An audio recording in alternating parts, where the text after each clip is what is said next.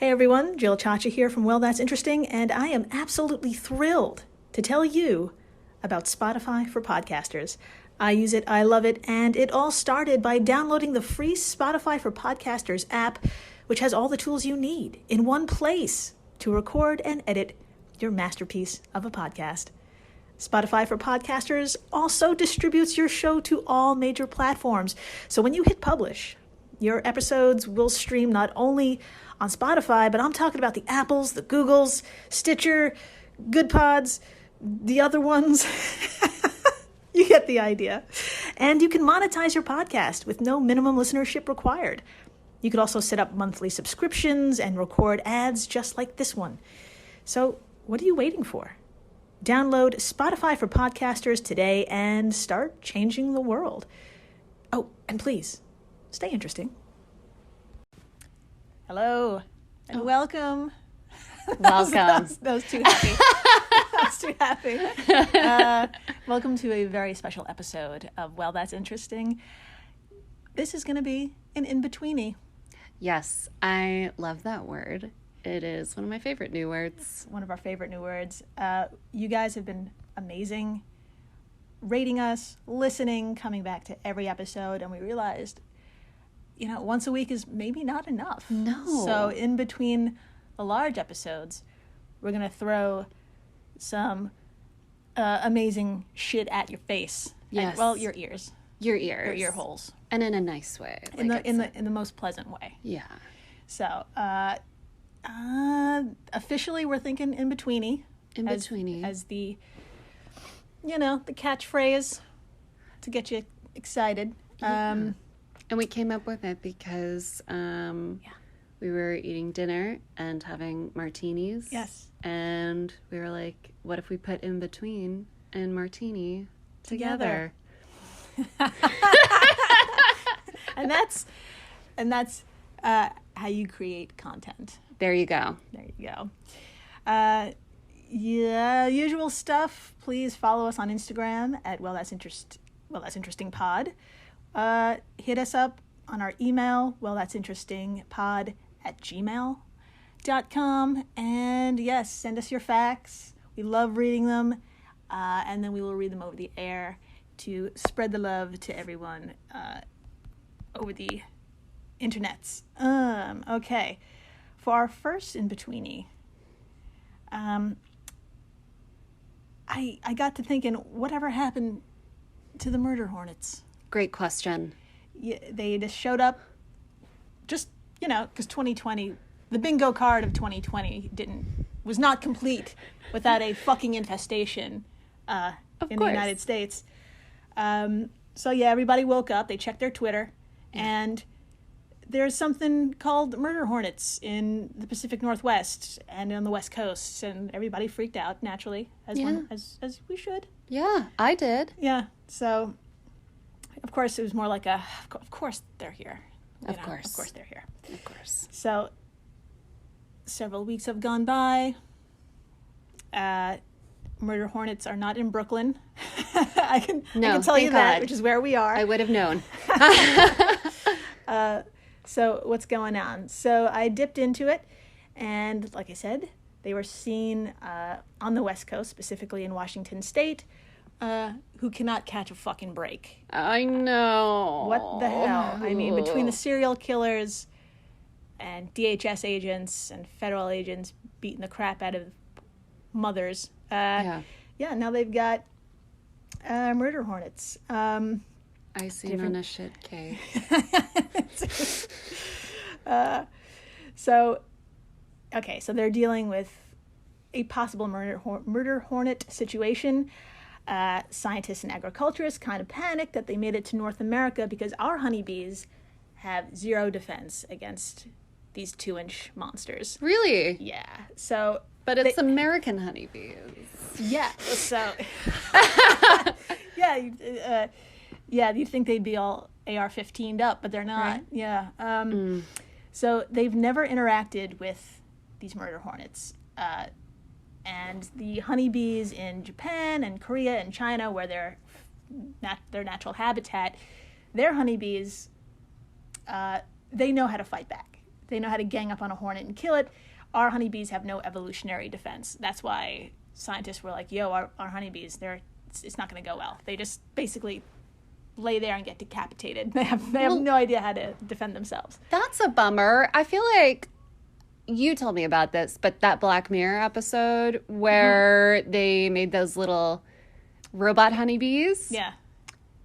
Might be time. I mean, we might die in the process, but I would much rather die from like a cute robot honeybee than a murder hornet. You know what? Actually, I'm having a hard time. It's a hard choice. I'm having a hard time with this one. Yeah. Think about it. Drink on it. I will. Then come back to us. Sounds good. So, okay. So in this case, no news is actually really good news. This is an article from the New York Post, which I'm very surprised that the New York Post is, doing some journalistic work on insects. Yeah. If you don't know, the New York Post is really known for its dad jokes and punny headlines and just you lie in animals' cages with that newspaper. That's the kind of newspaper it is. Pretty much. Anyway, but shockingly found a recent article, July 9th of this year. So the bees are only slowly making their way south of Washington state, which is actually good news because they're excellent long-distance flyers. These fuckers are just, they have military precision when, like, going out into the open and reclaiming territory. So they're actually, the slowness of their progression is a good sign. And as with most wild creatures, these hornets want nothing to do with people. Thank God. Yeah. They will only attack if you stumble onto their nest, like literally, because they live in the fucking ground, which is also terrifying. Okay, well, here's the thing. I walk on the ground every day. So we might have a problem. That is a problem here. Mm-hmm. I will work on not walking outside. Just another reason why you just don't do stuff. Just stay inside. Stay inside. Hate yourself. Drink wine. Yeah. And then you might survive a little bit. Just another day. Just another day. At least one more. Yeah. So to curb any increase in numbers or to, just to get ahead of the game, 1,000 traps have been set to catch the worker hornets. And those are the ones that leave the nests, do a little location scouting. They're like, hey, are there some bees over here? There's some bees over there. Let's find out. Okay. So these worker hornets are trapped, and then they're released. And they're released so, like, the scientists or, like, the exterminator can follow the worker hornet to the nest and then just, like, eradicate them. Okay. So that's the reason why they're re-released. That's pretty smart, but very sneaky and a betrayal. Yeah. Oh. But to be fair, they have the word murder in the name. So yeah, we're going to talk about why we call them that, other than the fact that they can wipe out colonies, a bee colony in like literal minutes. And I found out that why they don't eat the bees. They're not there for the bees. They're there for the larvae to feed. They feed bee babies to their babies. That's why they're there. Yeah. You learn something every day. I was not prepared for baby eating. Baby eating, dead baby. 3.5 episodes in, we got to the dead babies. It was I was like, where are the dead babies? Come on, Jill. Let's get down to it. Thank you. I found you some dead babies. Thank you. So the term murder hornet was coined by the Japanese media outlets years ago, but it was picked up by the New York Times, and boom, it went viral. Americans love violence. New York Times knows how to write a good tweet. Work on your journalism. Sorry. In their native habitat, though, the names are surprisingly adorable. In Japan, it's called the great sparrow bee. Oh. In China, the tiger head bee. Cute. And in Korea, it's General Officer Hornet. Okay, that's by far my favorite. It is. Also, I want that to be my name. General Officer Hornet. General Officer Marissa. That sounds nice. It's got a great ring to it. And this just reminded me of that one little factoid that I came across. In Mandarin, the literal English translation for penguin is business goose. This is my favorite thing in the world. It's the best thing in the world. I think about it like 3 times a week. Penguin is business goose. Is business goose. Business goose. Oh! Oh, Lord. Oh, it's the best. It is the goddamn best. All right. One more? One more little thing? Okay, so good news with the murder hornets. Let's stick with more killer insects, I think. Let's stick with the killiest of them all. Ooh. Mm-hmm. And the most annoying, especially in New York in the summers. My God. We're talking about mosquitoes. Oh, relentless in New York. They're just relentless. Okay, so these little fuckers are responsible for nearly half of all human deaths since the Stone Age. Really? They have killed, female mosquitoes have killed. Fuck yeah. Billions of people. Even today in 2020, about 1 million people die each year from the parasitic protozoa that hitches a ride on them that causes malaria. So right. That's the thingy. I was gonna say. Yeah. So just to wrap your head around how quickly just people can really succumb to malaria. Here's a crazy stat. French workers building the Panama Canal in 1881 were fucking slaughtered. God. 200 people died each month. 200 people died each month. No. And somewhere around 22,000 people died from malaria in 9 years building the damn canal. Oh my God. And they didn't even finish building the canal. They sold it to the United States. What a shame. I know. You know, all of those deaths. Where did they put all the bodies? Are the bodies... I mean, these were probably workers. They probably just left them there. That's a big bummer. You know, history. Capitalism. There you go. There you go. That's how we treat our workers. Die at your job. That sounds familiar. Just die at your job. Die at your job. Die at work. Die at work. Work from home. Die at work. Die at home. I'm taking this too far. Continue. Okay, so that's from... all those deaths were from malaria. So let's revamp that question. What if you take malaria out of the situation? Can a swarm of mosquitoes suck you dry? Can the mosquito itself cause death? Can they? How many bites would it take to kill you? Let's look into it. Please. All right. So this research is from a fantastic book. I mentioned it in episode 1. It's called And Then You're Dead by Cody Cassidy and Paul Daugherty. I'm probably saying Paul's name wrong constantly, but he's a PhD. Yeah, so it's fine. That's Dr. Paul. Dr. Paul. Yeah. So some scientist dudes in the Arctic were bored, they got drunk, they took their shirts off, and they dared each other to stand in a thick swarm of mosquitoes for 1 whole minute. No. Just to see what would happen. No. Science. Hard pass. Mm-hmm.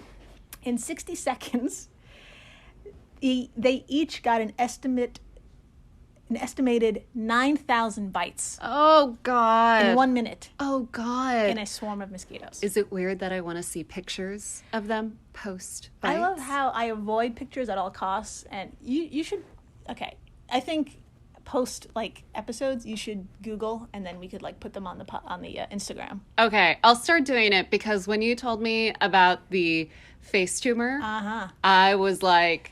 we gotta look this up. I have to see a picture. Get to the tape. Amazing. Yeah. But yes, I will be looking this up. 9,000 bites. So on average, when you're just walking about, you're avoiding your fucking murder hornet nests, you're usually attacked by 1 or 2 mosquitoes, and you get annoying 5 or 6 bites or whatever, right? It's not that bad. We have about 5 liters of blood in your body, and one bite only takes about 5 microliters. It's very, very little amounts of blood. Yeah. Okay, but we're going to apply that 9,000 bite per minute situation. Okay. Okay. And you can't get back inside, so you're just stuck battling this swarm. Okay. Let's find out what happens. In 15 minutes, you would lose about 15% of your blood volume. Oh, my God. I know, which sounds like a lot, and it is. It's actually what blood banks take from you when you donate. Really? Yeah, so you feel a little, you need a little orange juice, you need a cookie, you'll be fine. But, but you're stuck. You're stuck in this swarmy hell. Yeah, yeah. Okay, 30 minutes passes. You're going to lose 30% of the amount of blood in your body. Oh, my God. Your blood pressure begins to drop. Your heart starts to pound faster because it needs to work harder to get that remaining blood with oxygen in it to your brain and heart and all your major organs. It's like a bump, a bump, a bump. You're running through the Arctic shirtless. 40 minutes later, you've lost 2 full liters. No, no. Yeah, if I do math. No. You've only got 3 liters left, which is not enough.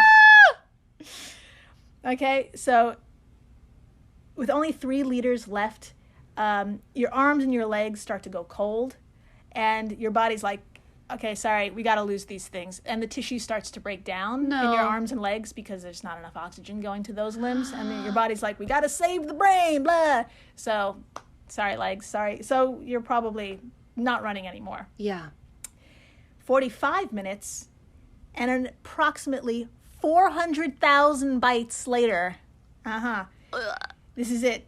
There's not enough oxygen-rich blood going to your brain or your heart, and you have cardiac arrest. And then about 7 minutes from then, your brain checks out. And you have died from mosquito bites. It takes less than an hour. Well, I'm never going outside again. Don't you love these in-betweenies? Stay. Aren't they great? I love it, I think. I am definitely itchy and really worried about my arms and legs right now. Yeah, right? I'm like, oh, God. Well, I hope everybody enjoyed it. Please send us your facts so we could read them. Please do. We're stoked on this journey. Thanks for joining us on our first In-Betweenie. Oh, by the way, I'm Jill Chacha. Oh, and I'm Marissa Riley. There you go. Join us this coming week for episode 4, and it's going to be funny. Ooh. It's going to be funny and just weird, and I cannot wait. I can't wait either. Stay interesting. Yeah, do it.